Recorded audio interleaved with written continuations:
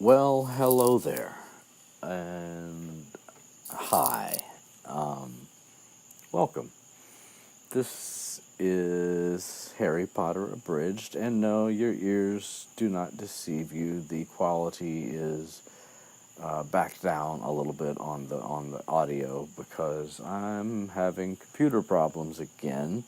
Actually, the same exact problem as before, but there wasn't. It just sort of magically went away before, and this time it didn't. So, anyway, I wanted to continue because we've been moving along at a rather nice pace, and I wanted to keep that going. So, I decided to switch back to the phone and record another HPA Unplugged, if you will, episode. So, as I said, this is Harry Potter Abridged. We are doing currently Harry Potter and the Prisoner of Azkaban, and we are currently on Chapter 9. And Chapter 9 of Harry Potter and the Prisoner of Azkaban is entitled Grim Defeat. So, yeah, and actually the title pretty much sums up the culminating events of this chapter. So, it's a good chapter title because it doesn't reading it for the first time, or even if you've been away from it for a while. No, probably if you're reading it for the first time, it doesn't really. You can't really know exactly what it means. In fact, because you've been hearing about the Grimm, you may think, well, maybe Harry defeats the Grimm somehow. So you're left kind of not really knowing what that means. But we shall uncover the truth in due time, in due course, as it were.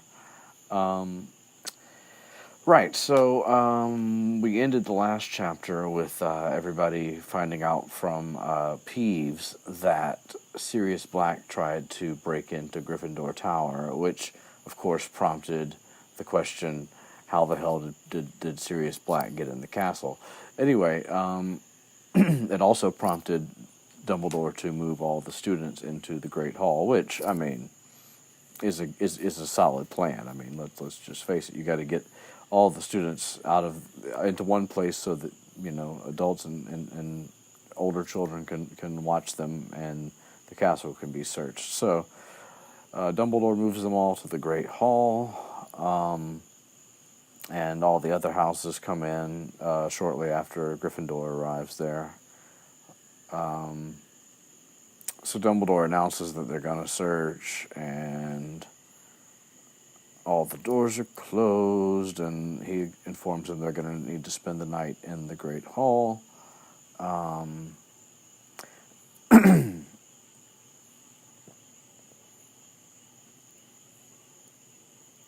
And for the first time that I can remember, since Percy became head boy and before Ron and Hermione become prefects, Dumbledore actually mentions here, there's no names, but which he doesn't usually use names, I mean, so that makes sense, but he says, I want the prefects to stand guard over the entrances, and I'm leaving the head boy and girl in charge. I wonder if that's Penelope. I wonder who. I don't feel like we even hear who the head girl is once Percy becomes head boy. It just seems strange to me that people who are in authority positions at the school, or at least semi-authority positions, would get at least mentioned every once in a while. Anyway, it's cool to know that there are prefects, even if we don't have any idea who they are. And I guess to a certain degree that makes sense because they're still not they're 2 years older than Harry's current year right now. Anyway, right. So they're there. Blah blah blah. So of course Percy is, as it said in another book, in his element, and he's all, puffing out his chest. He's doing his Percy thing. His a little too proud to be in charge thing. And then Dumbledore's like, oh yeah, BTW, and he's like, and the tables fly. It always is interesting to me how the tables manage to fly like up against the walls without anybody getting hit. Like maybe they just rise up really high, I guess, first and then fly off to the walls. But because there's a couple times where things like that happen, where Dumbledore just like clears a big room with a bunch of people in it, and I'm like, how do people not get run over by this shit? But anyway, I'm sure it's Dumbledore. He's got it worked out, even if I don't. And then, of course, he also and some sleeping bags show up. It's purple sleeping bags, no less. It's a pretty great choice. So, of course, everybody starts talking, and Percy's all like, you know, get in your sleeping bags, no more talking, lights out in 10 minutes. So, our lovely trio go and they grab some sleeping bags and move them into a corner so they can be the cool kids, the cool nerd kids.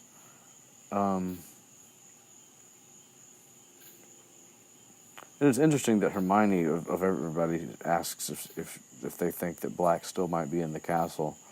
Because it seems like to me she would be the one that would think the most logically, as in to think that once he had been outed, that he probably got out right away.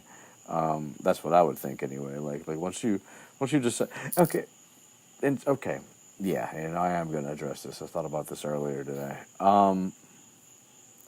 What do you reckon the conversation had to be like between Sirius Black and the fat lady for it to end with him ripping the painting? And obviously he didn't try to break in as the dog, not initially, because that wouldn't make any sense. Like, he knows how the Gryffindor Tower works. He went to school here. And he, as we know, is not out of his mind. I mean, I'm sure he was desperate to try and get to his target, but that doesn't. I don't know. I just wonder. Like, I mean, and the fat lady knows him.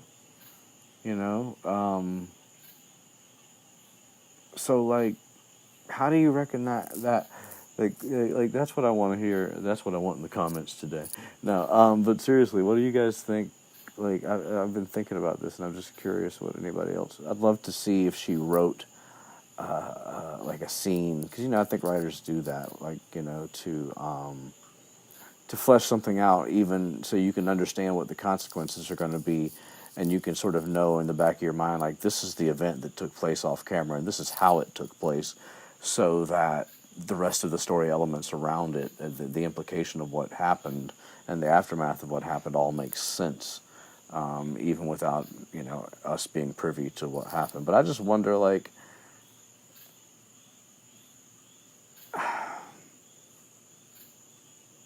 I mean, I guess the point from a story standpoint is that something had to happen, because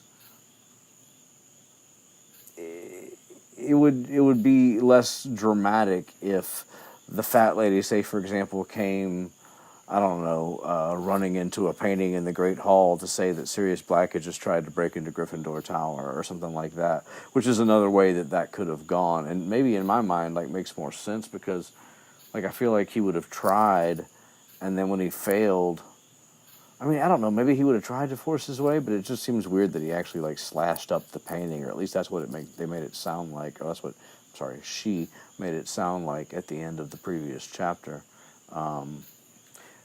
Anyway, yeah, that's just something that was, that I've been thinking about. Let's see.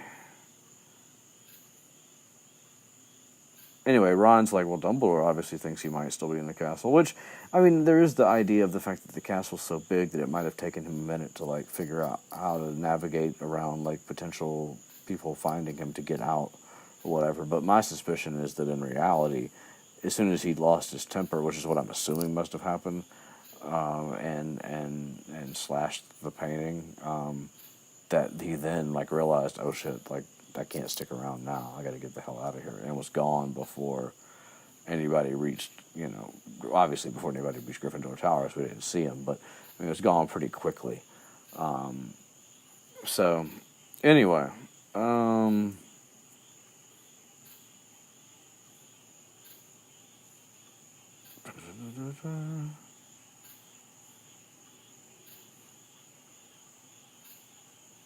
Hermione's, I find that Hermione's like statements here are all kind of interesting to me, because I feel like it's not.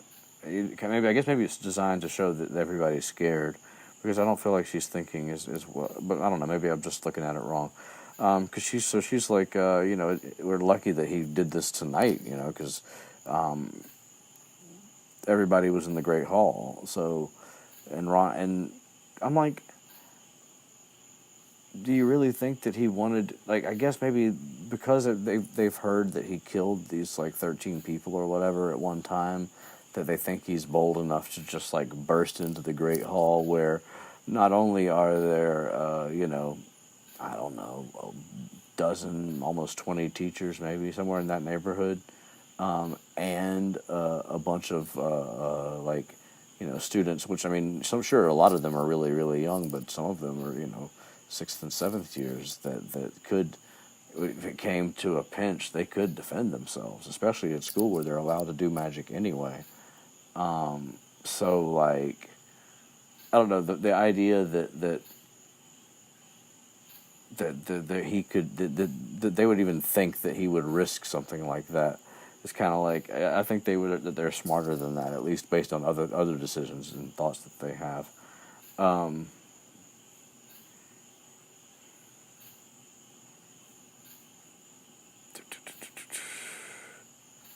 And Ron's like, yeah, I didn't realize it was Halloween, otherwise he would have come bursting in here. And I'm like, that's just ridiculous. I mean, I can see Ron saying that, honestly. I'm surprised that Hermione, well, actually, you know what? I take part of that back. Let me see. Let me look at this again.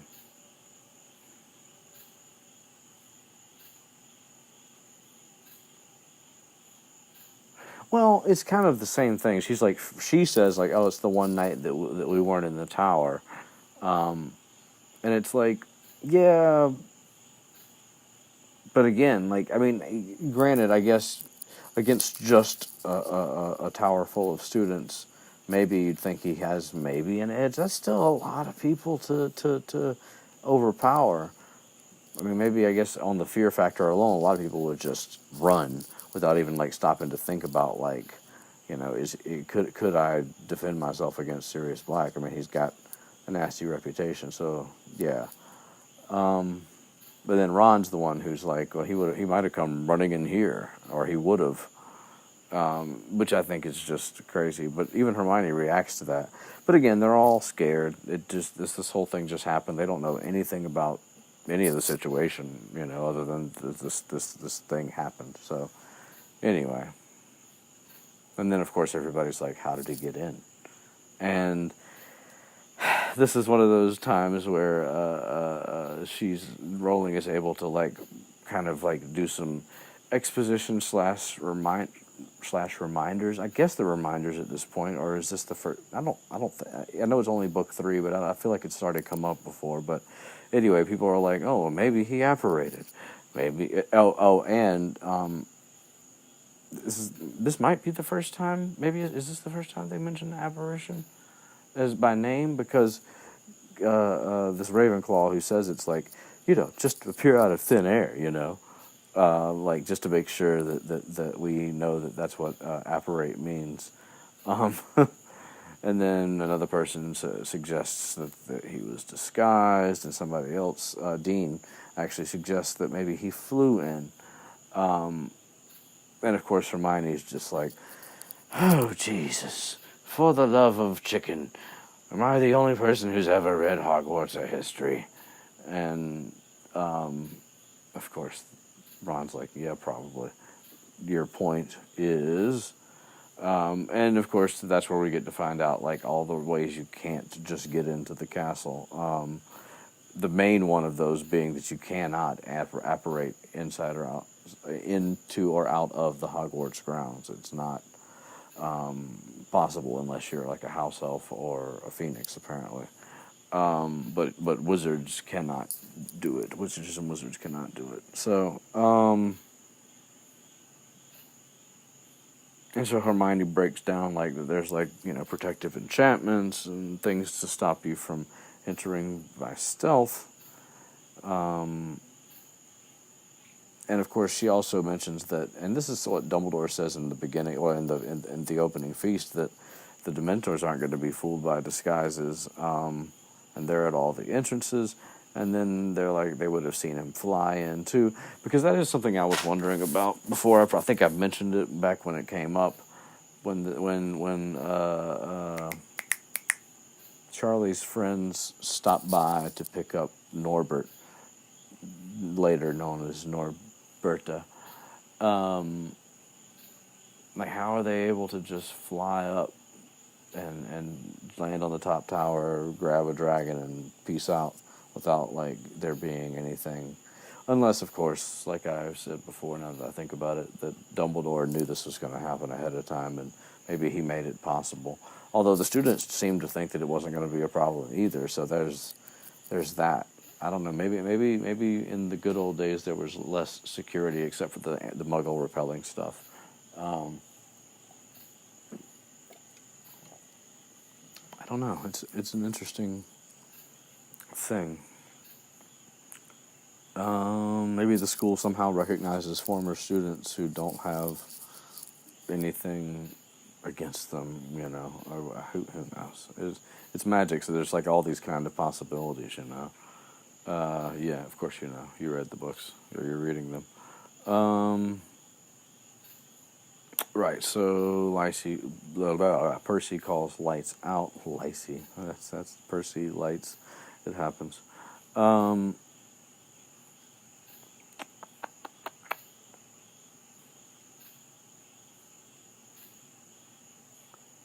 So now it's just, Ghost wandering around and talking to the prefects and all that good stuff. And of course, the coolest thing about sleeping in the Great Hall, aside from the fact that you have to get comfortable on the floor, although it is mentioned that there's squashy sleeping bags, so maybe it's not so bad. But the coolest part about that is it's like camping, like, because you got the ceiling, which I think is like the coolest thing. One of the coolest things about the castle is the ceiling of the Great Hall, because it's just the night sky without the bother of like getting rained or snowed on or having to deal with the actual weather that's outside. You just get the view. So they've got the starry sky to sleep under. So that's pretty cool. So blah blah blah blah blah. And of course, Harry, Ron, and Hermione are the ones who are night owls, so they're up at 3 a.m. when everybody else is asleep, when Dumbledore finally comes back. And it turns out Percy happens to be near Harry, Ron, and Hermione, and so instead of summoning Percy up to the front of the hall, away from all the students, Dumbledore comes and finds Percy, because Dumbledore, first of all, doesn't really exert authority just for the hell of it, so he's not going to be like, come here. Although he could totally just beckon with his hand, but whatever. Everybody's supposed to be asleep, so he's just like, fuck it, I'll go over here, I guess. But mainly because we need to have the conversation in earshot of Harry, Ron, and Hermione.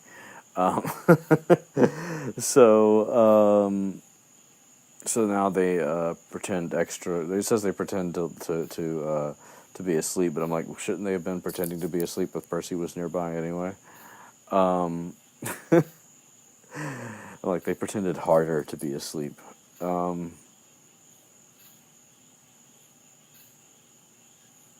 So, of course, there's no sign of black, and everything's fine in there. Under control, sir. So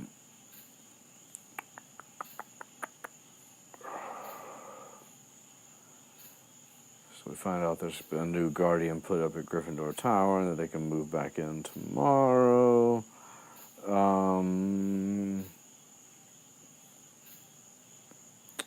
Oh, okay, so it does. Okay, I love how this happens to me way too much. I ask a question and then I keep reading, and the answer's kind of there on the page. And I swear I listened to this chapter earlier today, but whatever.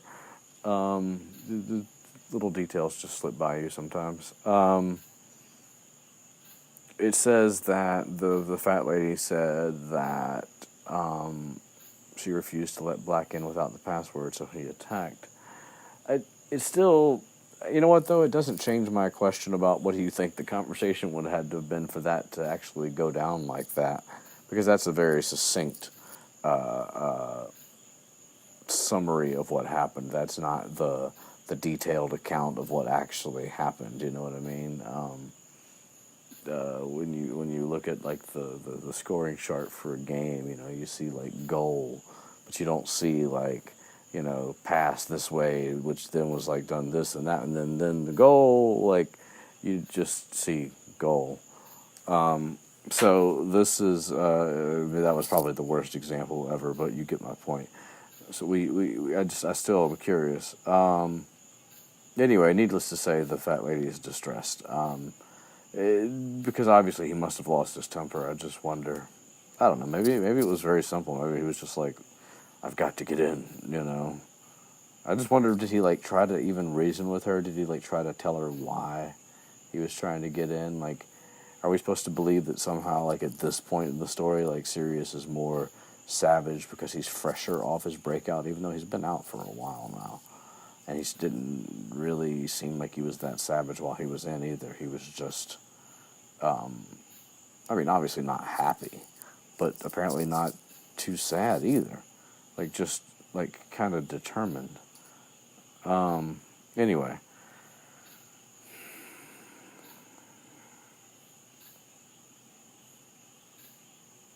So Snape comes in to the Great Hall, and of course he's, like, trying to not have Percy in on the conversation. He's like trying to talk really quickly. I mean, not really quick, really quietly to Dumbledore.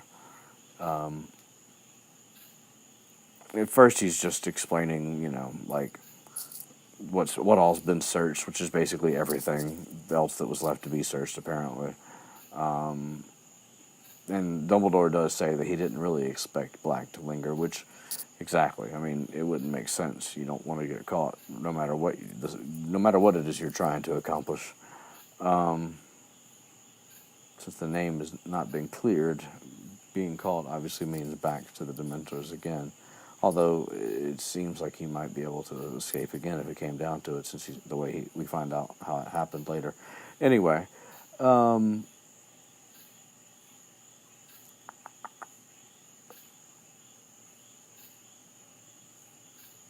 And so Snape goes into this thing where, like, he tries to hint that that he thinks that basically we don't really know it here, but basically he's hinting that he thinks Lupin did it. And because he's like it seems almost impossible that Black could have entered without inside help. I mean.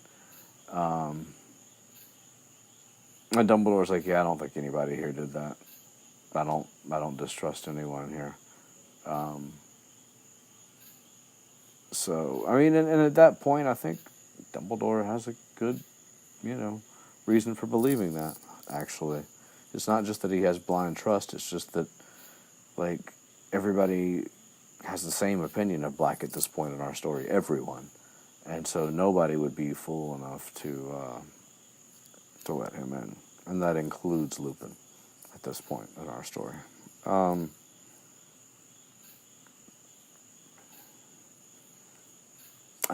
Yeah, and so Dumbledore is like, I'm going to go tell the Dementors, and Percy's like, didn't they want to help search? And we get one of our first reminders that, well, actually, it happens earlier in this book, in the Leaky Cauldron chapter, a few chapters ago, where Mr. Weasley says, you know, well, actually, is that the chapter? Whatever, the one where Harry overhears Mr. and Mrs. Weasley talking, and he's like, yeah, Dumbledore's not going to allow them in the school, and he doesn't really want them at the entrances. But yeah, here Dumbledore outright says, like, no Dementor will cross the threshold of this castle while I am headmaster, because he knows that they're not just horrible to confront or deal with, but they're also not prone to be on the right side just because they work for the ministry right now. So anyway, so he and Snape leave. Snape's looking all resentful-ish because his suspicions aren't being taken seriously.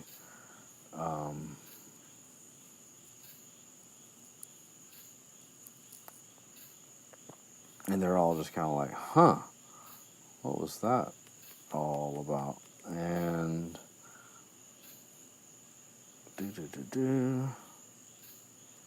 so, of course, now in the next few days, everybody is talking about Sirius all the time and, trying to figure out, how he got in, and stories getting crazier and crazier because that's what they do around a school like that. And we find out that it's Sir Cadogan who has replaced the fat lady, which is an ideal chance to put this ridiculous character back in the story for a little bit. But of course, nobody's happy about this situation either, because he's like always like challenging people to duels and like just being a ridiculous person in general. Like I said before, being kind of a Monty Python character. I even feel like the way Stephen Fry reads him, that he sounds like kind of like a John Cleese or something like that. Seamus says he's barking mad. But then we also find out that he was the only one who would actually take the job. Like, none of the other portraits anywhere in the entire castle wanted this job, or at least not until they got to him. No, he was he volunteered. They asked for volunteers. That's what it was. He was the only one brave enough to volunteer. So I suppose Cadogan was a Gryffindor himself. Maybe they only asked former Gryffindors. Maybe not. Anyway.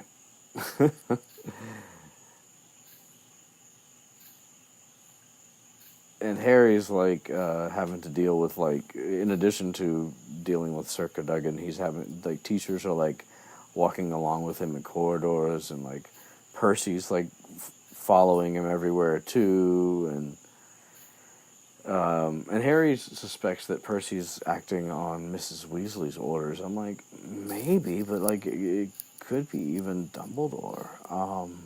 Although I really wonder, like, what.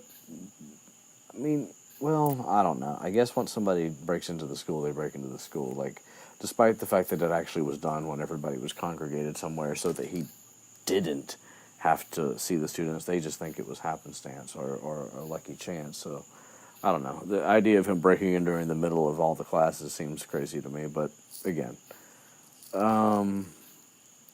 But again, he's unknown. It's an unknown quantity right now. People don't know how crazy he is or isn't. Nobody's had contact with him yet.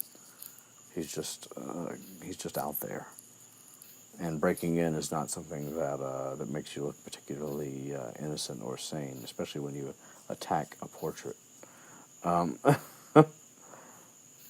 Then, as if that wasn't enough, then McGonagall like summons him to her office at one point and like gets ready to like explain to the whole thing about Sirius Black being after him, and he's like, yeah, I know. He kind of cuts her off, and he's like, I heard Mr. and Mrs. Weasley talking about it. Mr. Weasley works for the ministry, and she's like, oh, right. And she's like, well, I don't think it's a good idea for you to be practicing Quidditch at night. And he's like, whoa, time to fuck out, McGonagall. Like, you know how we feel about this Quidditch shit around here. You and me. I got to train like we were playing. And she's like, yeah, you right, though. And then, yeah, she's like, I'll ask Madam Hooch to watch your training sessions. Done. So that's easy enough. And I mean, I don't blame her for that, because I mean, that is very exposed. That's out in the ground. That's not even behind the castle walls. And so, I mean, she honestly has like a really good point there, but I also understand why Harry's like, but no. So,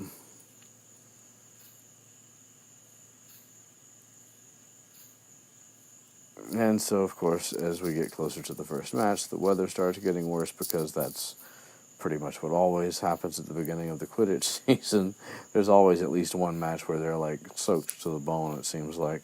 Maybe not, but that's what it seems like.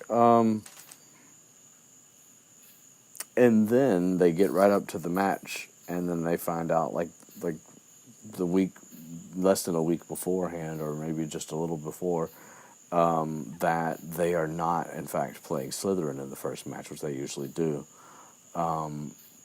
They're playing Hufflepuff instead, and because Malfoy is still peddling this bullshit about his arm, which, of course, now he's using it to get out of playing in the shitty conditions at this part of the schedule. It's just like, really? Like, anyway.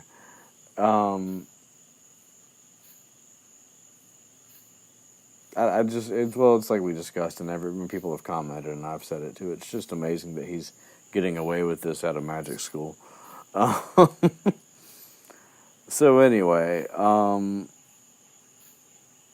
everybody's like pissed about that, and Wood's like, well, we can't prove it, and I'm like, if you ripped the fucking bandage off, you could prove it.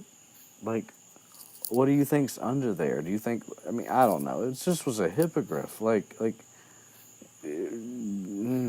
anyway. So Wood's like freaking out, because he's like, we practice everything based off Slytherin, which of course, in my mind, I'm like, I don't know. Well, for the Chasers, I think like it's a valid point, because you size up the players that they've got, and like the way that they play, and then you plan around that.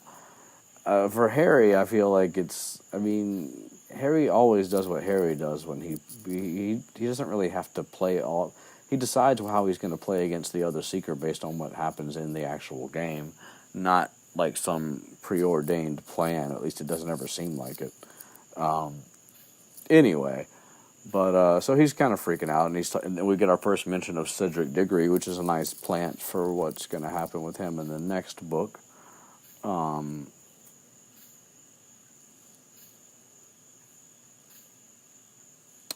And we find out pretty quickly that Cedric's obviously tall and handsome, because the three Chaser girls are all like giggling and stuff, and Angelina's like, he's tall and good looking. Rah, rah.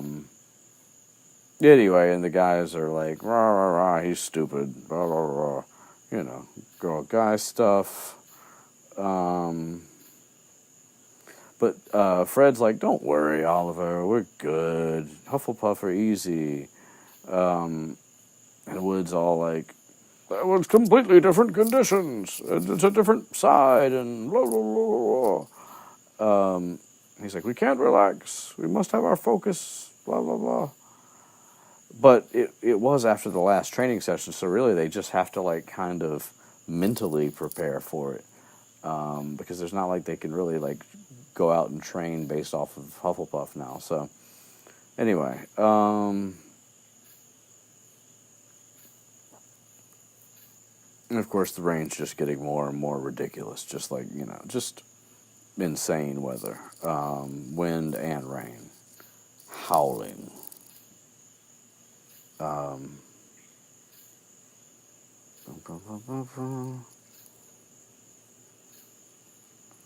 of course the Slytherins are all like walking around all smug and like, we're not playing in this shit. And Malfoy's all like, oh, if my arm only felt a bit better. Fucking Malfoy. But Harry's just trying to focus on the match and getting ready, and Wood keeps like running up to him in between classes, and like is trying to like just give him tips and shit, which is so ridiculous because again, like his job is fairly simple. It's look for the fucking snitch and then go after it. Fly around a bunch. Don't stay in one spot and don't stare. I mean, it's not that hard. Anyway, I'm not saying it's not difficult. It's just simple. Hard to actually do, I'm sure. But anyway. Although it never really seems like it with Harry, does it? Like he just, anytime that he sees the snitch, even if somebody else has seen it before that, his broom manages to be faster, or his will manages to make his broom faster, and then he gets there, and of course he's got the great catching skills, which I mean is a thing. I just finished. I'm done with the series, by the way, all over again listening, and I couldn't help but think when he grabs the Horcrux in the fire situation, if like all this seeker practice and playing hadn't been just for that moment.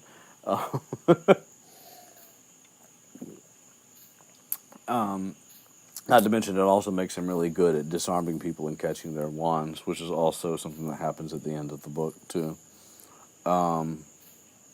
So it's like his secret thing, and of course the keys in book 1 that he has to grab that key. She manages to use his secret skills outside of Quidditch anytime possible. It seems like. Anyway, to kind of like maybe highlight that it's not just that he's good at the sport, like that he's just got like this great hand-eye coordination or something. So it's like one of his little quirky skills. Okay, it's not really that quirky. It's just a skill.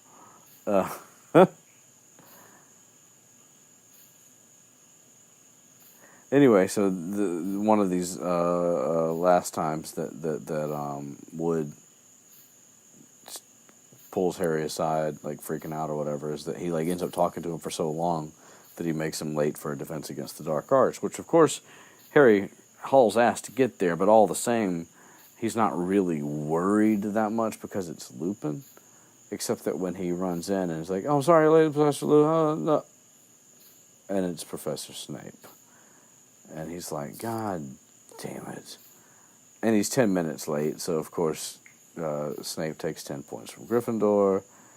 And of course we have one of these little standoffs that happen sometimes between Harry and teachers, especially Snape and or Umbridge later. And he's like, "Sit down," and Harry doesn't sit down. And he's like, "Where's Professor Lupin? He's feeling too ill." And he's like, "I think I told you to sit down," and Harry still doesn't sit down. And he's like, "What's wrong with him?" And I'm like, I get to a degree why Harry's being like he is, because he like thinks that Snape has it in for Lupin because he's got the defense job, and also I guess because he feels like maybe he has some other grudge against him because he's like,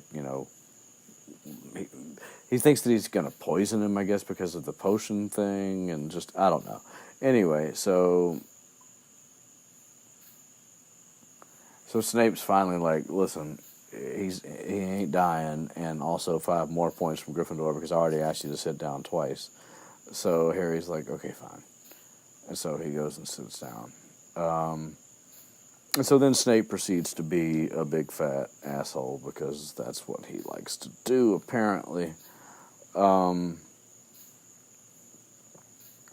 it's interesting. I was when I was listening to the near the end of the last book, in the chapter known as The Prince's Tale, which is a pretty heartbreaking chapter in and of itself. There is a point where child Snape, is talking about his father to Lily, and he says he doesn't seem to like much of anything, really. And that's essentially who Snape grows up to be, because he doesn't seem to like much of anything, really. Like, the only time he ever really kind of smirks or smiles is when he's, like, getting Harry in trouble, or giving him detention, or, like, he doesn't really seem to like much of anything. Even when he's talking when we get those conversations with Dumbledore, and he just never, he's just an unhappy man. Okay, anyway. So Snape's ridiculing Lupin, and saying, like, making comments about his teaching style, and of course, Hermione's like, well, we've done this, and this, and this, and this, and this, and he's like, I'm not asking for any information, I just want to talk shit about your teacher, basically is what he's saying. And Dean's like, he's the best defense against the dark arts teacher we've ever had. Because Dean, actually, I've been noticing this as I've gone back through the series. Like, Dean actually is one of the ones that speaks out a fair amount. I mean, other people do too. But outside of, like, the trio in Gryffindor, Dean definitely speaks up more than Seamus, that's for sure. And obviously more than Neville.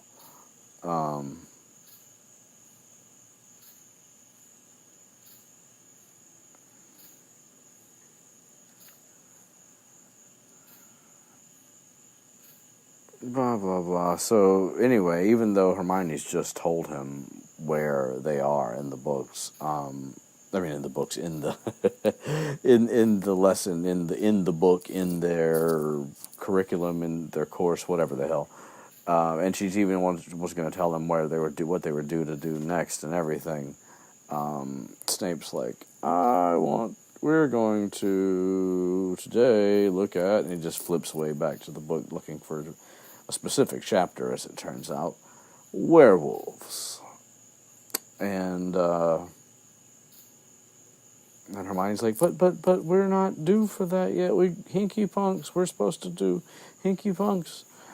And Snape is just like completely shitty to Hermione, of course. He's like, turn to this page and read this thing, and blah, blah, blah, all of you now. And of course, since it's just Gryffindors, they're all just like looking at him like fucking eat shit and die. But of course, they're also taking out their books. But it is great because they're united. Like, nobody in this class likes them.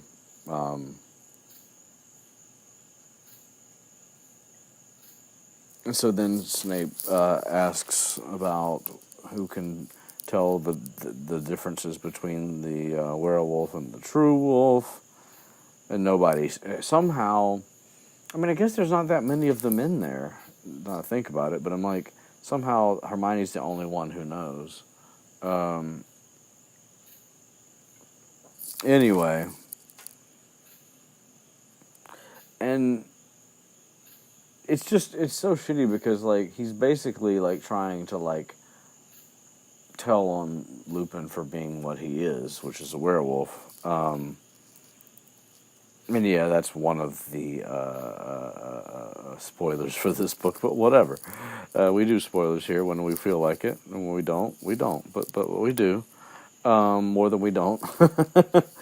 Anyway, and I've probably already said it. I don't remember. We're 9 chapters in. I can't remember what I've said in every. You know what I mean.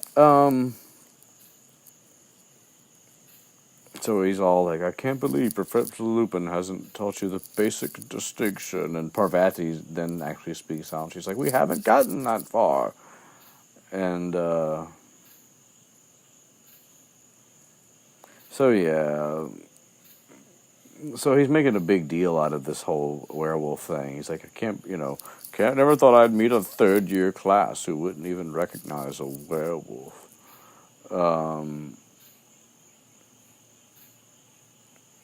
And then Hermione, like, can't stop herself. Instead of waiting to be called on, which somehow she knows isn't going to happen, she's like, no, please, sir. And then she just starts describing the differences between a werewolf and a werewolf.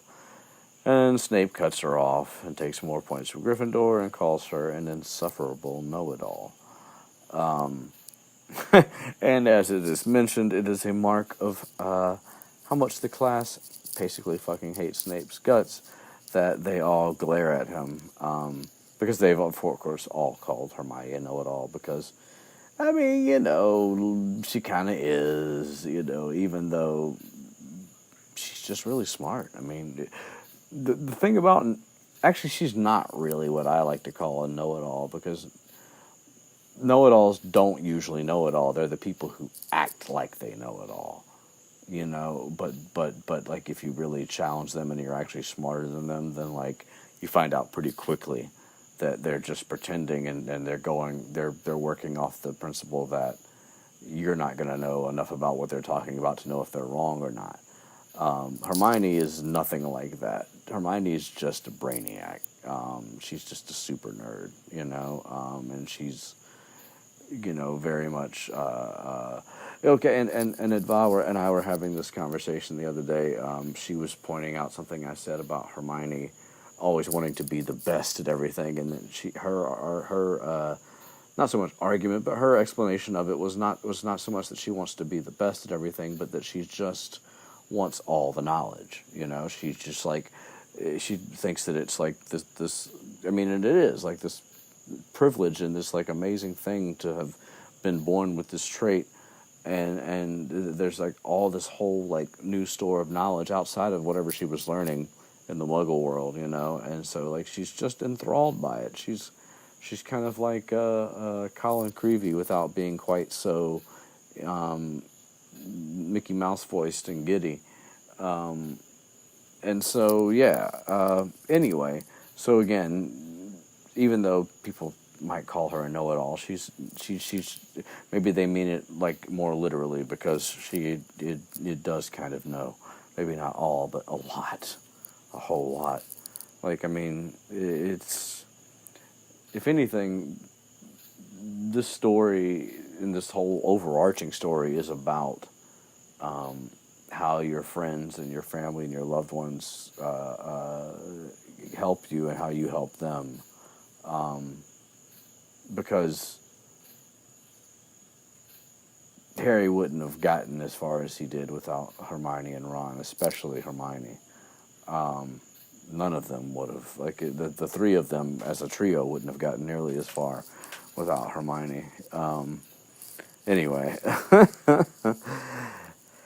So now Hermione's devastated because, you know, Snape was a complete ass, and so she's crying. Not devastated, but just, you know, she's being legitimate, even in Snape's class. Like, she's not caring that I honestly think, even though she doesn't like Snape, she still respects him as a teacher.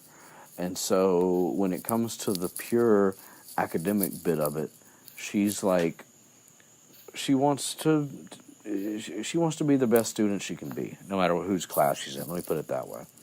Anyway, so she's really sad about this being called out like that. And Ron, who's even more prone to call her a know-it-all, now that Snape's picked on her that badly, he has to speak out. And so, yeah, he's like, well, you asked us a question. Why not ask if you don't want to be told? And so that gets Ron detention. And it's funny because, I mean, like, everybody else has been speaking out, but I guess this was the first thing that was, like, directly challenging him and the way he's teaching the class. Even though he's making a valid point, you just can't do that with Snape. But then Snape, like, he gives him detention, and then he's, like, also making, like, extraordinary threats, you know? Not extraordinary, extraordinary. But just, like above the, like more threatening than is necessary. He's like, if I ever hear you criticize the way I teach a class again, you will be very sorry indeed. Like, really? Bro, like he's still just a student, and you're just a teacher. Like you don't really need to threaten him that much.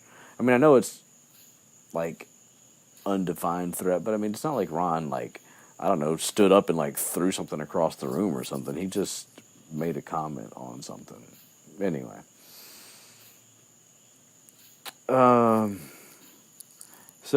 so of course, now that this whole little exchange is done, nobody else feels like talking anymore because Snape's given the last person who's talked detention. So they spend the rest of the class taking notes and doing, you know, reading out of the book.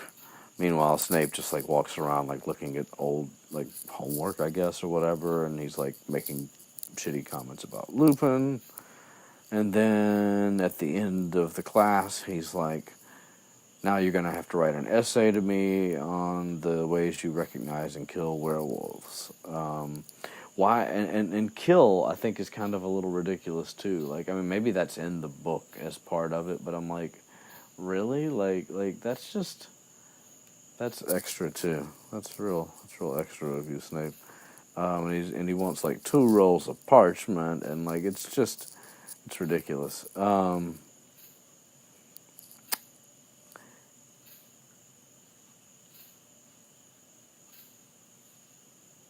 It's also interesting that somehow this is the only time that this happens. Because, Snape's all like, it's time somebody took this class in hand, like, as if he's going to be teaching it more somehow, but he never teaches it again. This is the only time he does this, and which means it's also the only time that Lupin misses because of his furry little problem, as James called it, apparently. So I'm like, I don't know how that worked out exactly, but whatever. And it's also, but that whole scene there, like, it's like we're getting, first of all, where it's ironic, well, not ironic, but I don't know, we're getting Snape in the class that he wants to teach, getting a chance to teach it, but then instead of, like, actually teaching it, what he does actually end up doing later, he uses the time to basically ridicule Lupin and to try and alert the class to his, not his identity, but his I don't know what you call it. It's a weird, it's almost like a disease. I don't know what have people said that I'm sure that there's a common theory that werewolves are like, a metaphor for, I don't know, not people with AIDS, because that's like something that kills you, but like something that would make you an outcast. I mean, there are a lot of things that can make you an outcast depending on the society you're talking about, but maybe that's the point. I don't like to think of like that as a metaphor. I think it's just, if it's a metaphor for lots of things, because there are a lot of reasons that you can be an outcast depending, again, on which society you're a part of or born into. Anyway, so yeah, everybody leaves and everybody's pissed. And Harry's like, why is he like being this way just specifically towards Lupin? Like, he never acted this way about the other two, even though he wanted the job. And he wonders out loud if it's because of the boggart, and I'm sure that might be part of it, even though really Neville was the one who, well, okay, I take that back. It was Lupin's idea to he already had, in fact, he probably already had the idea ahead of time. Because, I mean, he sets Neville up first, and I mean, he even tells Snape, he's like, I'm going to let, Neville lead off the whole thing, kick off our festivities or whatever. So, yeah, I guess he must have assumed that Lupin told Neville what to do, and that's what resulted in the boggart looking the way that it did. So, but that's like, well, as we learn, he has bigger reasons for disliking Lupin. And, the interesting thing about it is of the group of old friends that went to school with Snape that didn't like him, Lupin was the least, well, and Pettigrew, I guess, but they were kind of like a trio with a hanger-on, kind of, even though they were all 4 friends. But I don't know, even here, like, Lupin doesn't really seem to hate Snape the way that Snape hates Lupin, whereas James and Sirius do hate Snape in the same way that Snape hates Harry, applying the old grudge. But it doesn't seem like Lupin's really carried it with him. Like, he doesn't like Snape, but he doesn't hate him either. And that, it's not like, I don't think he's acting. I think that, like when Snape comes in and brings him the potion in that other chapter, I think that was legit.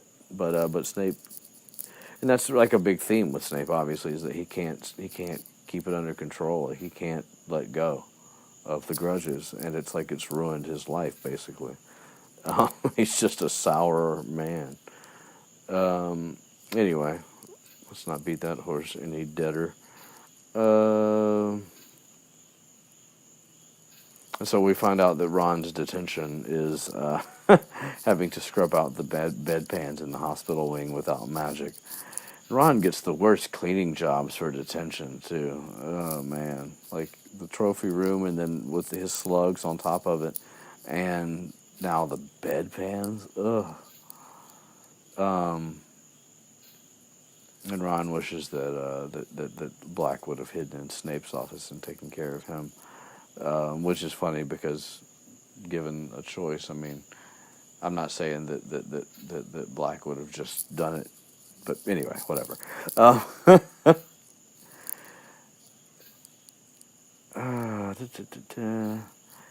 So we get to the day of the Quidditch match, and of course it's still horrible outside. Harry wakes up really early, and it's still dark, and he's like, what the fuck? And it turns out Peeves was blowing in his ear, because Peeves is just, Peeves has his uses sometimes, but most of the time he's just an annoying asshole. So then, of course, he leaves now that he's accomplished his goal of bugging Harry. And it's only like 4:30 in the morning, so I don't know. To me, I feel like I'd have been able to go back to sleep, but apparently, like the thunder and the wind and the rain are like keeping him awake. To me, those are the kind of sounds that make me want to go back to sleep. But then again, sometimes when they get beyond a certain point, they can go from being like soothing thunderstorm to like alarming thunderstorm, especially when in the back of your mind you also know that you've got to go out and play a game in those conditions soon. So anyway, point being, Harry can't go back to sleep. And so eventually he gives it up and gets his broomstick and goes out into the common room. On his way down, by the way, he runs across Crookshanks and catches him before he runs up to the dormitory to try and have a fresh attempt at Scabbers. And so he's like, I reckon Ron's right about you. So he gets him out of there and keeps him from going in. It turns out the noise is louder in the common room, so... But Harry knows that even with all the furor outside, that that's not enough to get a match canceled, because trifles such as thunderstorms are not a problem. So, anyway, he's starting to get nervous about it nonetheless. Also, he's seen Cedric Diggory now, and because Wood pointed him out to him, and he's like bigger and a bit more, I don't know, he doesn't seem, of course I know we if you've seen the movies, obviously you think about Robert Pattinson, something, yeah. Anyway, but it seems as though he's meant to be built a little bit, not like Crabbe and Goyle stocky, but just, tall and fairly well built, not like huge and muscly, but just a bigger guy. And Harry, figures that'll mean that he's going to have an advantage because his weight will keep him from getting blown off course as easily. Which I guess kind of makes sense, but like when you're flying on something that's levitating and doesn't really seem to care about, well, it's still more mass for the wind to move. So okay, fair enough.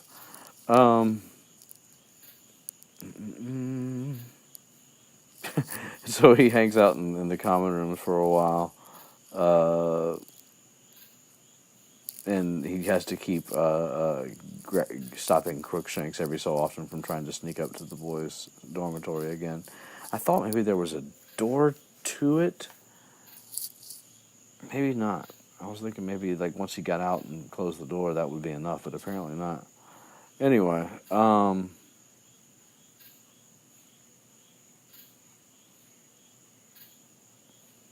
and so then Harry heads down to breakfast because he figures it must be time after a few hours. Which also makes me feel like, is Crookshanks, I mean, if he had to keep stopping him, what's going to happen after, and I can't remember what happens in the next chapter, but anyway, because there is a confrontation coming. So he goes down and he eats his porridge and some toast, blah, blah, blah, and Wood's like, freaking out because he's Wood. But even with there being like a completely insane thunderstorm going on outside with lightning and thunder and howling winds, the entire school comes out to watch nonetheless. And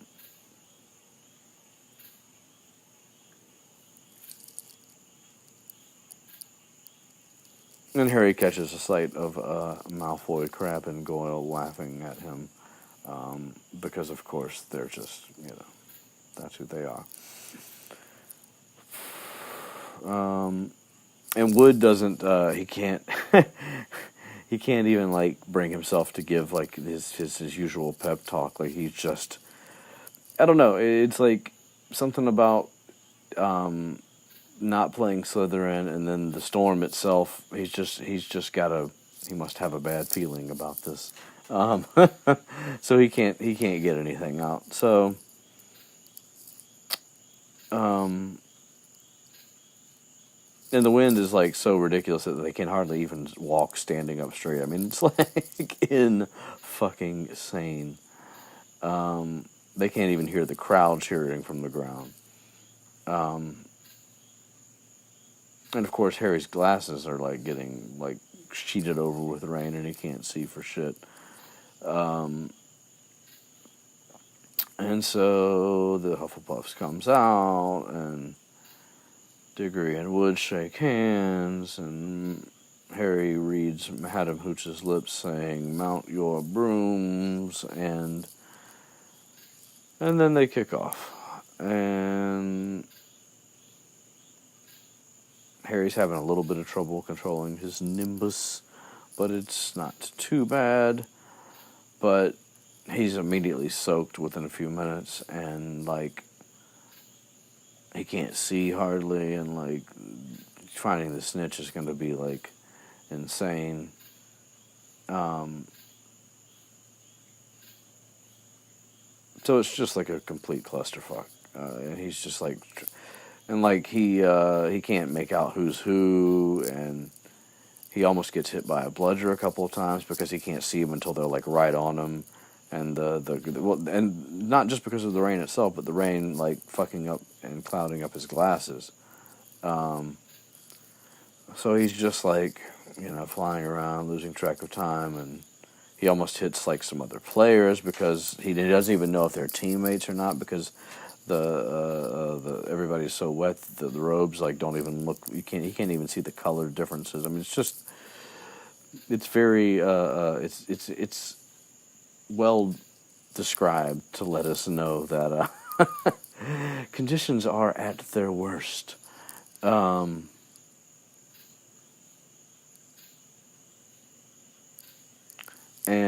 then there's some lightning, and Harry sees Wood gesturing for him to come down to the ground. And he's like, okay.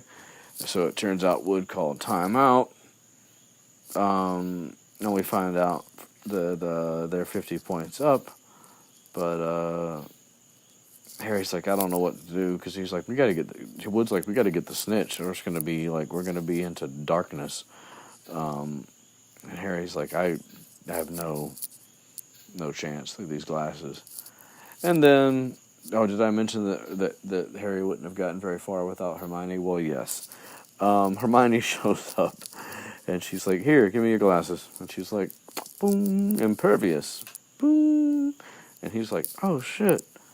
And she's like, yep, that will repel water. And then Wood's like, oh, my God. And so they go for it, and now they're, like, all excited, and Harry's, like, got, like, fresh determination. He can see now, so he's flying around, staring for the snitch.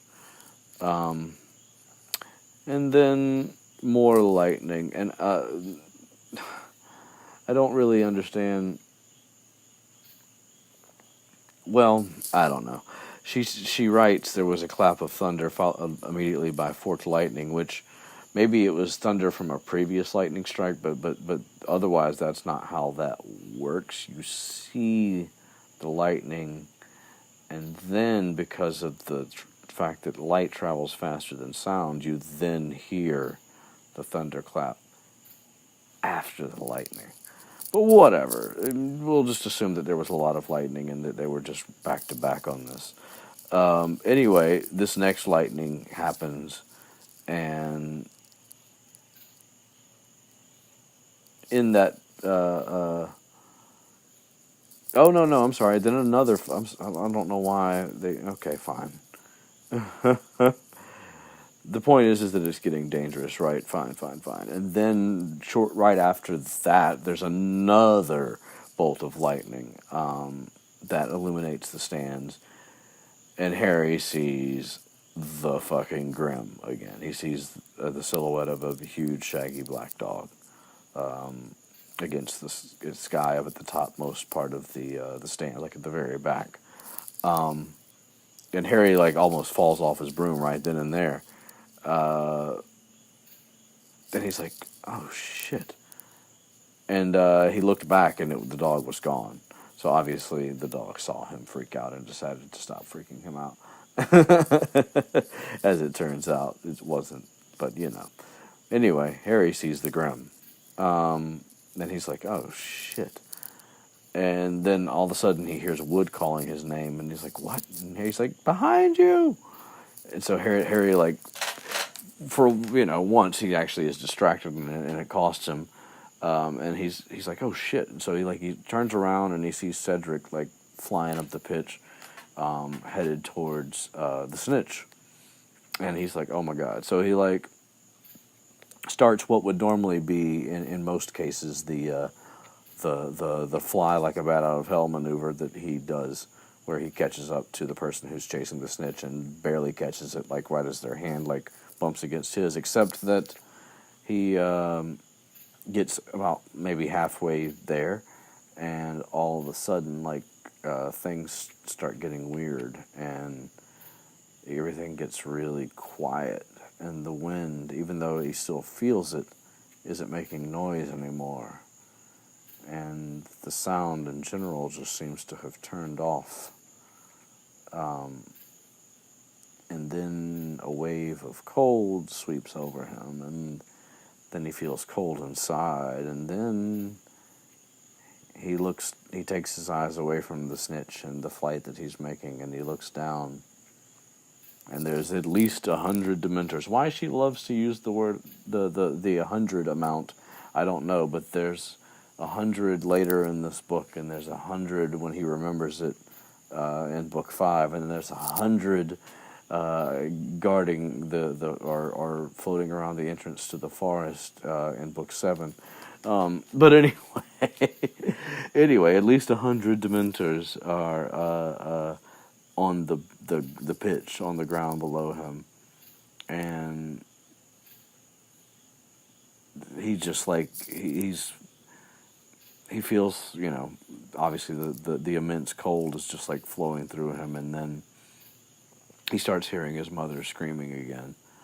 And it's more, if I'm not mistaken now, I can't remember what all he's heard. This is the second time, right? Yeah. The first time was just on the train, and she was just, I think he heard some of the "not Harry, please not Harry," but it goes further this time, and he hears Voldemort telling her to stand aside. And she's clearly saying, "No, kill me instead." It's interesting, too. I was listening to the audiobook earlier today, listened to this chapter, just to refresh my memory. And it's obvious that Stephen Fry hadn't quite figured out what his Voldemort voice was going to be yet, because I just heard this same memory come up in book 7 when Voldemort's had to have a lot more dialogue. And it's a completely different voice than what he uses in this memory. But whatever, it doesn't really matter.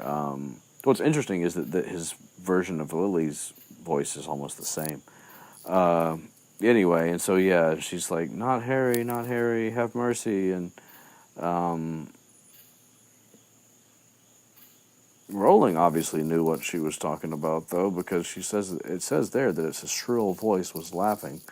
So, but he didn't. Whatever, it doesn't matter.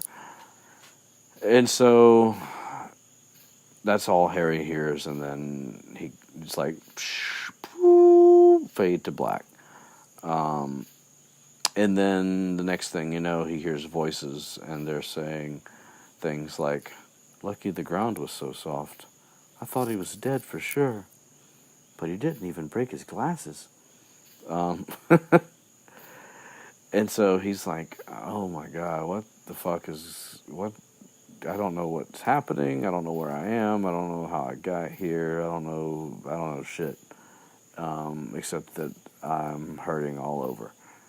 And somebody else says that it was the scariest thing they'd ever seen, and he's like, "The scariest thing, the Dementors." And then he opens his eyes, and he's in the hospital wing, of course. And his team is around him, in addition to Ron and Hermione. And everybody's soaked to the bone. Because, it was raining, and nobody's apparently dried them off. Even though there are spells for that. And so they notice that he's awake, and they're, asking him how he's doing, and he's having to, think about, everything, and so his, brain's, flipping through all the, it's the whole match is, flashing through his head, and he remembers the Grim, and he remembers the Snitch, and the Dementors, and then he's like, "The match! What the ah!" And they're like, "You fell off." And Fred says that it was, 50 feet, which is insane. But, I mean, it makes sense. I mean, that they would be that high, especially Seekers, because they're above the game anyway. And Alicia also reiterates the idea that they really thought he'd died because it was such a long fall. And Hermione looks like she's been crying, and Harry's like, but, yeah, I'm here. We're all here. That's great. What about the match? Are we doing a do-over? What's happening? And nobody says anything. And he's like, we didn't lose. And, yeah. So George lets him know that the Cedric got the snitch. But Cedric actually, saw that he'd fallen. He, tried to, ask for a rematch, but they called it because he already had caught the snitch. And, I mean, it seems like, from a timing standpoint, that Cedric was probably pretty fucking close to the snitch anyway. It was only a matter of, a few more seconds before he was about to be to it. And so Harry probably, Cedric's focused 100% on the snitch. He's not looking back to see what Harry's doing. And Harry's, coming after him to get it. But in that little few second gap, Cedric catches the snitch and Harry falls off his broom, and he doesn't know until it's too late. Cedric doesn't. So, anyway. But then they mention Wood. He's like, yeah, even Wood says that it was fair. And Harry's like, wait a minute. Where is Wood? And we find out that he's still in the showers, which actually, since we're almost at the end of the chapter, and a random tangent's always fun. Another conversation that I was having with Adva the other day, where are the Hogwarts showers and aside from the prefect's bathroom, showers and tubs or whatever, where the fuck do they wash? We know where they piss, but we don't know where they wash. And it's never mentioned. Nobody ever comes out with towel dried hair from a shower that they took after, I don't know, being alive all day or whatever. I don't know. It's kind of just random. I mean, it's not a huge deal, but it's just their everyday lives, they she manages to work like almost everything else of everyday life into there. Like literally just about everything else, but we never get that, except for when people are finishing Quidditch, either practice or game. Then there's people in the shower, because there's another time when it's mentioned that Ron and Jenny go to wash after like a rainy practice or something like that. Anyway, in a different book. So, anyway, so yeah, and Fred's like, we think he's trying to drown himself, because, obviously, Wood thinks that their chances aren't so good now of winning the cup. But Fred points out that there are some point differentials that could eventually lead to them winning if these people beat these people and these people beat these people and we beat every other team and blah blah blah blah blah. And so they kind of get off into like a sports points tournament dialogue for a minute there, and Harry's just like, we lost, motherfucker. Like, this is the first time he's lost one. Not the first time he's ended up in the hospital wing, but the first time he's lost. So then Pomfrey comes over and gets rid of the team, but manages to, I guess she's okay with Ron and Hermione sticking by for a little while, so they do. And we find out from Hermione that Dumbledore was really angry. She said that she's never seen him like that before, so obviously it must have been that hard, blazing, piercing look that he gets. And apparently Dumbledore cast a cushioning charm like Hermione does in Book 7, because she said that he sort of slowed down before he hit the ground. I mean, and they mentioned that he didn't even break his glasses, so obviously Dumbledore saved him from the worst by a big margin. I mean, and granted, also the ground was really soggy in a way, so that didn't hurt either. But I'm sure that Dumbledore could have probably kept him suspended in midair if he'd wanted to. It's Dumbledore, so. And then to keep the word Patronus from popping up before we're ready to use it, we get another description of silver stuff that Dumbledore shot at the Dementors, and then they drove him off. But it's like mentioned yet again, like Ron's like, everybody thought you were, and of course he doesn't say dead, but that's what he's saying. So obviously it must have looked terrifying, even though Dumbledore did stop him from hitting hard at the end. But Harry's like kind of like off in his own world again. Now he's thinking about what the Dementors did and about the voice that he heard.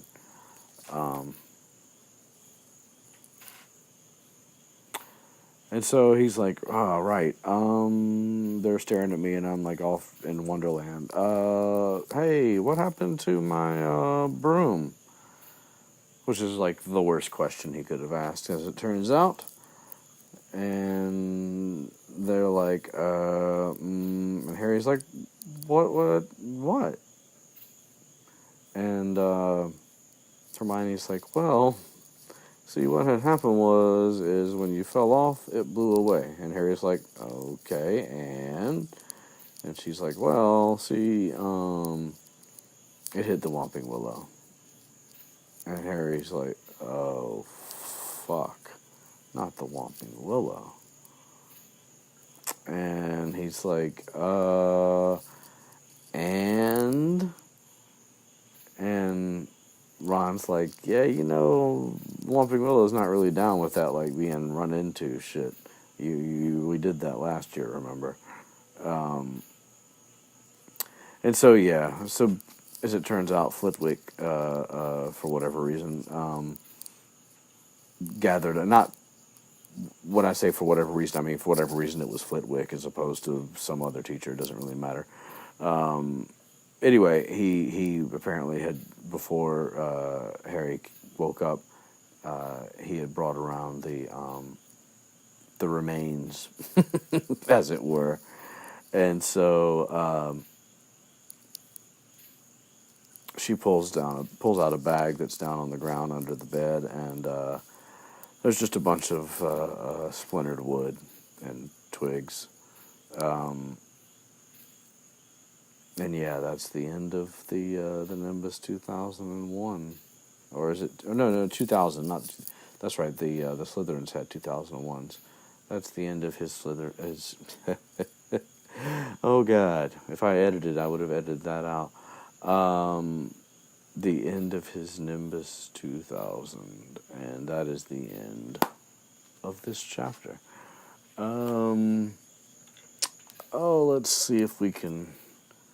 I don't know how easy this is going to be to do. If I can go in and look at my comments while I'm on my phone. I'm going to try, y'all. I think I'm still recording. It looks like I am. Boy, I hope this doesn't mess it up. Looks like we're still recording. Still recording. Okay, good. Oh wait, now it's on the wrong account. I'm sorry, y'all. This episode's been a little haphazard. You know, we just do the best we can around here. I just really wanted to keep going, and so yeah, I was really better prepped for this episode like a few days ago, but anyway, yeah. Okay, so now I want to go back to here. I'm almost there. I really am. Notifications. Okay.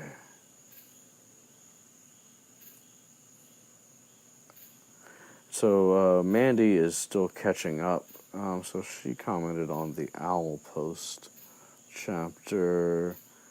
Is it possible that Arthur and Molly really wanted a daughter, so they kept trying until they got Ginny? Okay, so it won't let me. I can't really get into the like if the comment's longer than what the preview will show.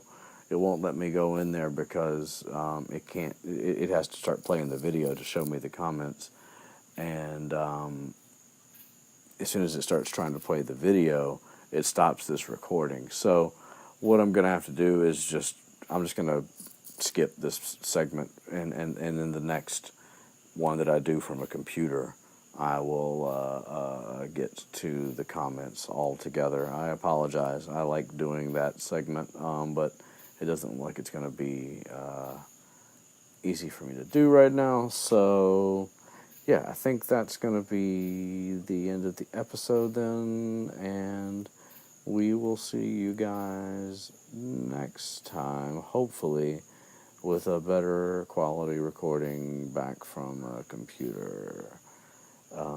Enjoy the rest of your day part, and we will see you next time. Peace.